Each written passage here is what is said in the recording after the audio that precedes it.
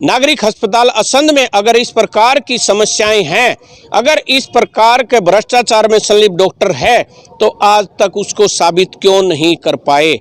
नमस्कार, मैं हूं सुरेश कुमार, आप देख रहे हैं भारतमणि इंडिया। तस्वीरें आप इस वक्त देख रहे हैं, नागरिक अस्पताल असंध की तस्वीरें देख रहे हैं। हम यहां पर आपको बताना चाहते हैं कि पिछले दिनों बहुत ही पेचीदा मामला आपके सामने आया था, जहां पर डॉक्टर चहल की बदली को लेकर असंध हलके के विधायक द्वारा सदन में ये आवाज उठाई गई थी और जिस आवाज को लेकर स्वास्थ्य मंत्री श्री अनिल विज जी ने तुरंत फैसला लेते हुए डॉक्टर चहल की बदली तुरंत प्रभाव से यहां से की थी। सवाल यहां पर उठता है कि डॉक्टर चहल भ्रष्टाचारी सच में हैं या फिर किसी राजनीति का शिकार डॉक्टर चहल हुए हैं।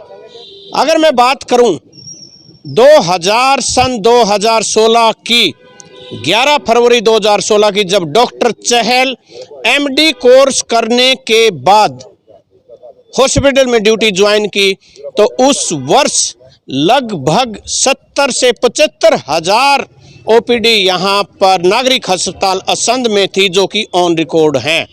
जब डॉक्टर चहल एमडी कोर्स करने के बाद यहाँ पर ड्यूटी ज्वाइन की, तो उस समय नवजात शिशुओं का यहाँ पर असंध के नागरिक अस्पताल में इलाज नहीं होता था।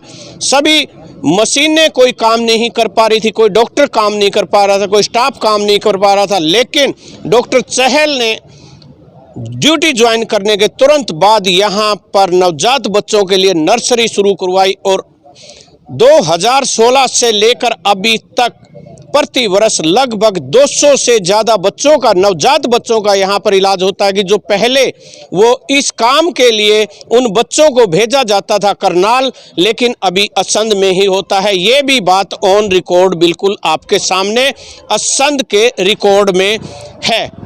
चहल के ऊपर लगते हैं आरोप कि डॉक्टर चहल भ्रष्टाचार में संलिप्त है या संलिप्त था, लेकिन अभी तक इस प्रकार का कोई भी मामला या कोई भी इस प्रकार का केस, कोई भी वीडियो सामने नहीं आ पाई है। कहीं ना कहीं मूंछों का सवाल इसको कह सकते हैं, जिसको लेकर डॉक्टर चहल असंध की जनता के बीच से दूसरी जगह स्थानांतरण उनका कर दिया गया है और आज असंध में डॉक्टरों की कमी है। पहले ही 14 डॉक्टरों की पोस्ट यहाँ पर है, जिसमें से दो डॉक्टर और उनमें से भी एक की बदली असंध से कर दी जाती है। 11 फरवरी 2016 को जब डॉक्टर चहल ने यहाँ पर ड्यूटी ज्वाइन की, तो वहाँ उस वर्ष 2016 में ओपीडी की जो दर थी वो 70 से 75 हजार तक की ओपीडी थी।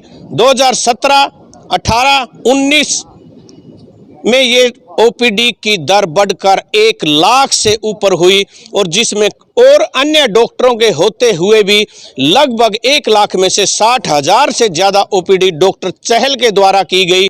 ये भी बिल्कुल आपके सामने वर्णित है, लिखित है, ऑन रिकॉर्ड है। अभी बात आती है कि 2020 और 21 की, 2020-21 की अगर हम बात करते हैं, तो कोरोना काल में डॉक्टर चहल और डॉक्टर चहल की टीम, नागरिक अस्पताल असंध की टीम के द्वारा दिन रात 24 घंटे स्टैंडिंग ड्यूटी की गई। गांव-गांव जाकर, घर घर जाकर लोगों को समझाया भी गया और एक आला दर्जे का काम किया गया, जागरूकता फैलाई गई, हर जगह काम किया गया, जिसका जिक्र डीसी करनाल डॉक्टर चहल और उसकी टीम को असंध में आकर जिसका श्रेय देकर गए थे और इनकी तारीफ भी की थी। अभी आप देख सकते हैं कि इस प्रकार अगर सेवाएं देने के बाद फिर भी डॉक्टर चहल अगर भ्रष्टाचारी है, अगर इसके बाद भी डॉक्टर चहल की कोई गलती है, तो वो सामने क्यों नहीं आ रही है।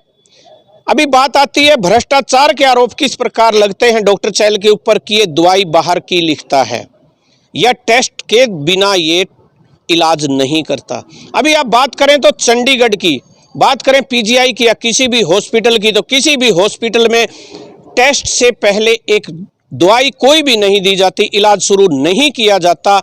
लेकिन अगर यहाँ पर डॉक्टर चहल जो कि एमडी हैं, उनके द्वारा टेस्ट लिखा जाता है, जबकि टेस्ट की सुविधा नागरिक अस्पताल असंध में उपलब्ध नहीं है। नागरिक अस्पताल असंध में अगर इस प्रकार की समस्याएं हैं, अगर इस प्रकार के भ्रष्टाचार में संलिप्त डॉक्टर है, तो आज तक उसको साबित क्यों नहीं कर पाए।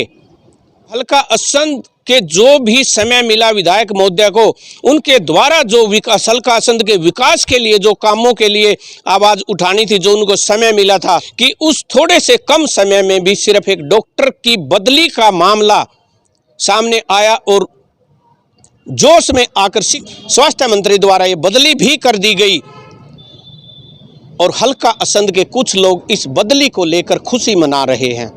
बात सोचने की है कि डॉक्टर चहल की बदली के बाद कोई डॉक्टर दोबारा यहां भेजा नहीं गया है।